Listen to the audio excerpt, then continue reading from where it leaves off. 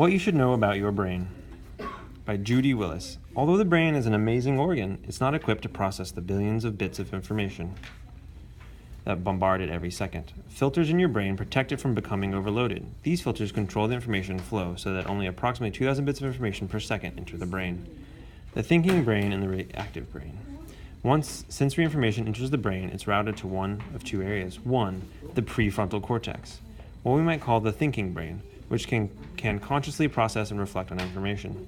Or two, the lower automatic brain, what we might call the reactive brain, which reacts to information instinctively rather than through thinking.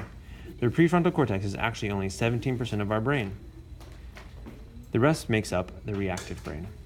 When you're not stressed by negative emotions, you can control what information makes it into your brain. By calming your brain, you can control which sensory data from your environment your brain lets in or keeps out, and influence which information gets admitted to your prefrontal cortex. When your stress levels are down and your interest is high, the most valuable information tends to pass into your thinking brain. When you are anxious, sad, frustrated, or bored, brain filters conduct sensory information from the world around you into your reactive brain. These reactive brain systems do one of three things with the information. Ignore it, fight against it as a negative experience, sending signals that may cause you to act inappropriately, or avoid it, causing you to daydream. If information gets routed to this reactive brain, it's unlikely your brain will truly process the information or remember it. Three major brain elements help control what information your brain takes in: the reticular activating system, the limbic system, and the transmitter dopamine. Let's look at how you can help each one work in your favor. RAS, the gatekeeper. The first filter that data passes through when entering your brain is the reticular activating system, RAS, located at the lower back of your brainstem.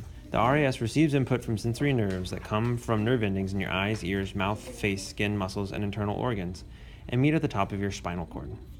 These sensory messages must pass through the RAS to gain entry to your higher thinking brain. You will learn more successfully if you keep the RAS filter open to the flow of information you want to enter your prefrontal cortex. If you build your power to focus your attention on the sensory input that is most valuable and important to attend to at the moment, the important input will make it into your thinking brain. If you feel overwhelmed, your reactive brain will take over. Then what you experience, focus on, and remember will no longer be in your control. It's the difference between reflecting on and reacting to your world. What you can do. A key to making your brain work optimally then is to keep yourself physically healthy and well rested, and to develop awareness of and some control over your emotions. Then you can approach learning calmly and with positive emotions.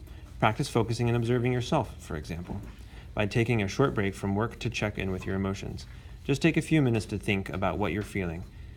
If it's a good feeling, take time to enjoy it and consider how your good emotional state affects your thinking. Do you understand more and get ideas about what you might do with information you're learning? If you don't like the way you're feeling, think about the times you felt a similar negative emotion, like anxiety or loneliness. What has helped you return to a better mood in the past? Even though you're not sleeping, you can think of such brain breaks as synapses, because they let your brain replenish neurotransmitters like dopamine, which we'll discuss shortly. As you become aware of your emotions, you build brain networks that help you control your actions and your thinking brain. It also helps to do something active during a short break, such as toss a ball back and forth with a classmate, saying a word related to your lesson each time you catch the ball. The limbic system, your emotional core.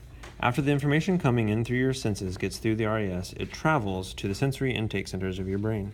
New information that becomes memory is eventually stored in the sensory cortex areas located in brain lobes that are each specialized to analyze data from one of your five senses. These data must first pass through your brain's emotional core, the limbic system, where your amygdala and hippocampus evaluate whether this information is useful because it will help you physically survive or bring you pleasure. The amygdala is like a central train routing station. It is a system for routing information based on your emotional state. When you experience negative emotions like fear, anxiety, or even boredom, your amygdala's filter takes up excessive amounts of your brain's available nutrients and oxygen. This puts your brain into survival mode, which blocks entry of any new information into your prefrontal cortex. For example, suppose your day starts off badly. You overslept, had no time for breakfast, and have too many things to do before school. You're worried about whether your friends will sit with you at lunch and afraid that the mean kid in your class will say hurtful things to you. It's not only your body that suffers on this kind of day, your brain is also stressed. This stress closes off the pathways through the RAS and amygdala that direct information into your thinking brain and memory centers. Unless you restore a positive mood, you won't learn much on this particular school day. But if you can turn things around to become calm and focused, your amygdala will decide to send new information to your prefrontal cortex. What you can do: slow down and take a moment to reflect instead of react when you take a test at school or face social conflicts with friends. You might take a deep breath and visualize yourself in a peaceful place. Another technique that helps you choose what to do with your emotions, something only humans can do, is to imagine you're directing yourself in a play. You're the director sitting in a balcony seat watching an actor, the emotional you, on stage below. What advice would you give the emotion-filled actor on the stage if he or she has been pushed by a classmate and wanted to hit back, for example? This technique helps you move away from using your reactive brain and tap your thinking brain, where memories that might help you are stored. Your teachers play a role too. If your teacher sets up a lesson to include some fun activities so that you feel good during a lesson, your amygdala will add a neurochemical enhancement like a memory chip that strengthens the staying power of any information presented in the lesson. People actually remember more of what they hear and read if they are in a positive emotional state when they hear or read it. Judgment versus reward. Prefrontal cortex, which is where judgment happens. Amygdala, reward system, right here. And this is the nucleus accumbens, right here down in the beginning of the limbic system. The hippocampus. Next to the amygdala is the hippocampus. Here your brain links new sensory input to both memories of your past and knowledge already stored in your long-term memory to make new relational memories. These new memories are now ready for processing in your prefrontal cortex. Your prefrontal cortex contains highly developed nerve communication networks that process new information through what are called executive functions, including judgment, analysis, organizing, problem-solving, planning, and creativity. The executive function networks can convert short-term relational memories into long-term memories. When you are focused and in a positive or controlled emotional state, your executive functions can more successfully organize newly coded memories into long-term knowledge. What you can do. Reviewing and practicing something you've learned helps. Nerve cells, neurons, forge information into memories by sending messages to other neurons through branches called axons and dendrites that almost touch the branches of each neighboring neuron.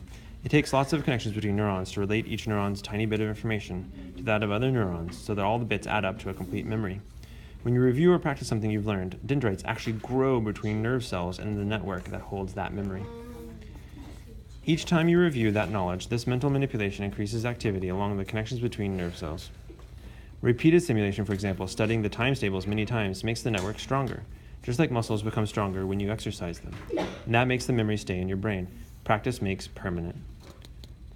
When you review new learning through actions, using the knowledge to create something, solve problems, or apply it to another subject, such as using the times tables to measure the areas of paintings for framing them, this mental manipulation strengthens the neural pathways and your brain becomes even more efficiently wired.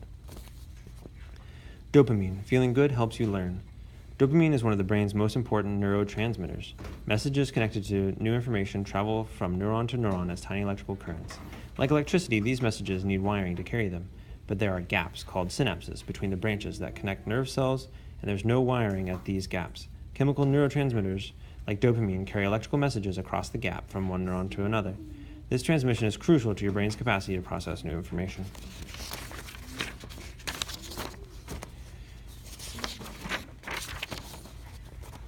Your brain releases extra dopamine when an experience is enjoyable. As positive emotions cause dopamine to travel to more parts of your brain, additional neurons are activated. Thus, a boost in dopamine not only increases your own sense of pleasure, but also increases other neurotransmitters such as acetylcholine that enhances alertness, memory, and executive functions in the prefrontal cortex. What you can do. Certain activities such as interacting with friends, laughing, physical activity, listening to someone read to you, and acting kindly increases dopamine levels. You'll boost your learning if you get them into your day. Experiencing pride at accomplishing something is also correlated with a higher dopamine. It will increase your learning power if you pursue activities that give you a sense of accomplishment. Think about your personal strengths such as artistic ability, leadership, helping classmates resolve conflicts, athletic skill, or even qualities like optimism, kindness, and empathy. Use these skills to do projects you want to do, and do them well. And you'll find you can use your brain power more successfully to make judgments and solve problems. You now have the power to use your most powerful tool to achieve the goals you choose. Congratulations on the dendrites you've grown along the way.